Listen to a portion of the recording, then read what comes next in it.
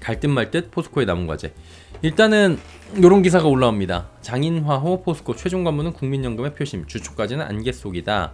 그러니까 3월 21일에 주총에서 장인화 회장이 회장 안건을 상정하고 과반 찬성을 얻어야 회장 부임이 가능한데 국민연금 수체기를 통과해야 된다, 이런 얘기들이 나오는 거죠. 그런데 한 언론 매체에서 국민연금이 19일에 이제 어제였죠, 장 전 사장에 대한 찬반 입장을 밝힐 것이라는 보도가 나오니까 국민연금이 높, 1시간 만에 높, 이거 이런 적 없거든요. 거의 아니라고, 이런 입장 발표 자체가 없을 거라고. 국민연금은 그간 입장과 관련한 무수한 추측과 예상에도 침묵을 지켜왔습니다. 근데 이게 이례적으로 신속하게 대응을 한 거고요. 입장 발표 계획 자체가 없다는 거예요. 우리는 입장을 밝히지 않겠다라고 얘기한 겁니다. 침묵입니다. 그리고 이제 이렇다 할 입장을 지금 현재 내놓지 않고 있는 거예요. 그러다 보니까 외부에서는 입장 촉구에 막 이러고 있는 거죠. 어디? 포항지역 시민단체, 포스코 지주사, 본사, 미래기술연구원, 포항이전 범시민대책위원회, 여기서 지금 적극적으로 실력 행사를 해야 된다, 이렇게 얘기를 하고 있는 거예요. 다만 지금 인선 절차가 정상적이었기 때문에 반대할 명분도 이유도 없다라는 얘기들도 일각에서 나오고 있는 거고요. 실제로 국민연금이 반대한 안건은 13.8% 뿐이다라는 통계 자료가 있다라는 거예요. 그럼 이거 어떻게 봐야 될까요? 가장 큰 변수 뭐라고 말씀드렸어요? 장인화 내정자에 대한 국민연금의 반대. 이건 이제 국민연금의 반대로 보기보다는 정부와의 대립각으로 볼 수 있다라고, 이건 얼마 전에 설명을 해드렸어요. 얼마 전에 제가 뭐라고 말씀을 드렸냐, 워딩 그대로 가지고 왔습니다. 장인화 전 사장, 정인화 전 사장 최종 후보 낙점에 포스코그룹 회장 선임과 관련한 불확실성이 제거되는 수순은 맞고 구분응선 지나는 것 같고, 아직까지 정부 혹은 국민연금에 해당 선임 관련 노이즈가 없는 것으로 보인다. 또 최근 펼친 뇌피셜대로 아무런 교감 없이 독단적으로 회장 후보를 선출하기는 어려웠을 것이라는 것이 심증이 강하다라고 말씀을 드렸습니다.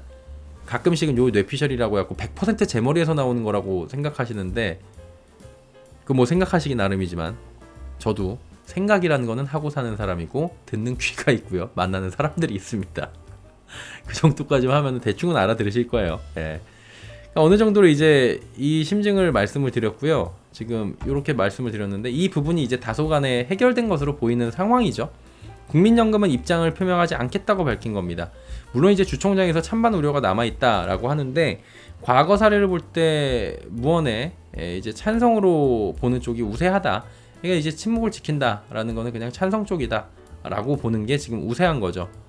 그러다 보니까 이 국민연금의 표심 자체는 그냥 스무스하게 넘어가는 거 아니냐라는 얘기들이 지금 나오고 있는 거예요. 물론 이제 표 까봐야 되는 거지만. 그리고 시민단체가 장인화 후보자를 고발했어요, 어제. 시민단체가 이거 너무한 거 아니냐 그러면서 이제 장인화 후보자 자체를 고발했습니다.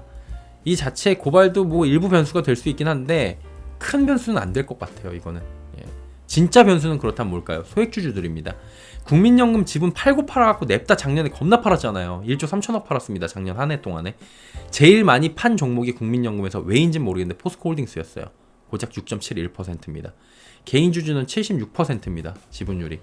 개인의 회사예요, 여기는. 국민의 회사라고 보면 됩니다.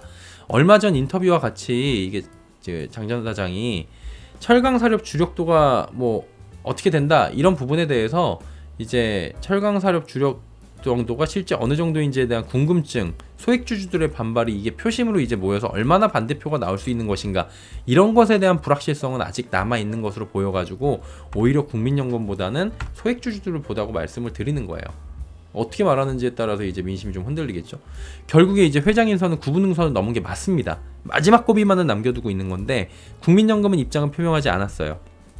이걸로 대신을 한 겁니다. 그럼 이제 공은 개인 투자자들, 소액주주들의 민심 달래기로 넘어온 겁니다. 다만 회장 인선에 대한 불확실성이 제거가 된다면 이게 큰 호재로 작용할 수 있는 것도 맞는 것 같아요. 왜냐하면 정부 기업 밸류업 정책에서 큰 수혜를 볼 수 있는 종목을 꼽자면 섹터를 떠나갖고 얘가 꼽혀요. 왜냐하면 지난 8일 종가 기준으로 얘네가 지금 0.7배 수준이고 8일 종가하고 크게 다르지 않기 때문에 0.7배하고 크게 벗어나지 않습니다. 지금 0.7배를 전후해서 움직이고 있어요, PBR이. 지금 기아차가 한 배가 넘어갔거든요. 그럼 한 배가 맞추기 위해서 43% 주가 상승이 일어나야 되는 상황인 거예요.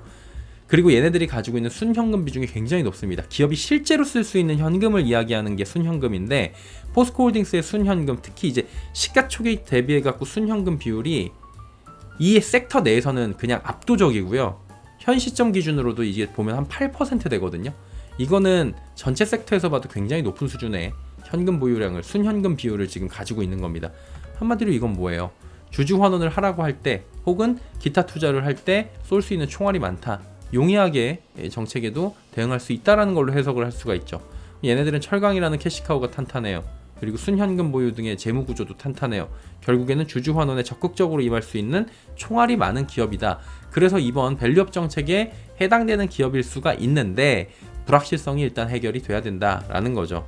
그래서 정부의 밸류업 정책에 발맞춰서 정부 정책에 이렇게 쫙 발맞추게 하고 주주 환원 시그널을 줄 것이라는 기대감은 커질 수 있다라는 겁니다. 회장 선임 이 네 글자는 결국에는 선임이 되겠죠. 불확실성은 시간이 지나면 해결이 될 이슈라는 거예요. 긍정적 요소가 많아진 것이 사실은 지난주 대비해서도 현재 상황이 된 거긴 한데, 그리고 불확실성도 많이 제거가 됐는데, 이건 이제 장 후보자가 향후에 어떤 비전을 통해서 어떤 기업의 모습을 주주들에게 좀 청사진을 그려질 수 있느냐에, 그 제시를 할 수 있느냐에 대한 여론 달래기가 관건인 것 같습니다. 이게 저희 주총장에서 표를 이제 전자투표로 하잖아요. 위임을 하거나. 그 부분이 지금 76%의 개인 주주들 가운데 여기서도 이제 또 갈릴 수 있거든요. 아, 이런 노이즈는 나는 싫다. 일단은 회장이 선임되는 게 중요하다라고 하시는 분들도 주주 가운데 있고요. 어떤 분들은 나는 권영수 전 회장, 부회장을 모셔야 된다. 이런 분들도 있고, 장인하 후보자는 무조건 오케이라는 분들도 있고, 어떤 분들은 장인하 후보자는 절대 안 돼. 이런 사람이 있어요. 다 갈린데 76% 안에서도 그게 몇 퍼센트고, 그게 과연 얼마나 표심이 모일지도 중요한데, 이걸 좀 긍정적으로 풀어가기 위해서는, 불확실성을 없애기 위해서는 이런 여론 달래기, 청사진 제시도 굉장히 중요하다라는 거죠. 개인적인 사견으로는 이건 사견입니다. 구분응선은 넘은 것 같아요.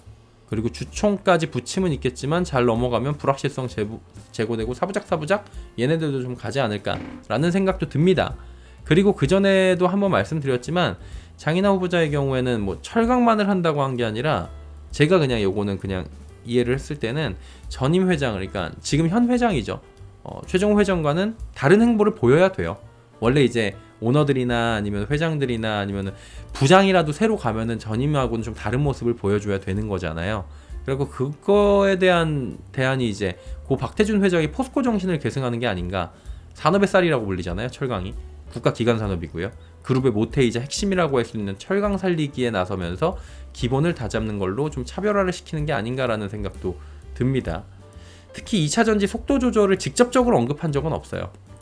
지금 이건 다 추측성이기 때문에 단정 짓기는 좀 이른 것 같고요. 그 외에 리튬이나 양응극제를 초창기 사업에 안착시킨 장본인이 또 이분입니다. 그러다 보니까 새로운 먹을거리인 2차전지 소재 밸류체인 강화에 박차를 가하면서 그룹을 키우겠다라는 의지를 이제 보여주지 않을까, 그리고 보여줘야 된다라고, 보여주지 않을까가 아니라 이건 보여줘야 되는 거죠. 그런 상황인 거죠. 그리고 혹여나 얼마 전 기사 내용과 같이 뭐 철강에 힘을 주고 신기술 개발을 다시 한번 강조한다고 한다거나 2차전지 소재 쪽에 아직까지는 나온 적이 없지만 속도 조절론을 꺼낼 경우에는 이때는 파장이 만만치 않을 거예요. 근데 이 제가 마지막에 드린 확률적으로 후자는 굉장히 확률적으로 굉장히 적어 보이는 그런 상황이기도 합니다. 그래서 이런 부분들을 좀 종합적으로 보시면서 판단을 하시면 될 것 같습니다.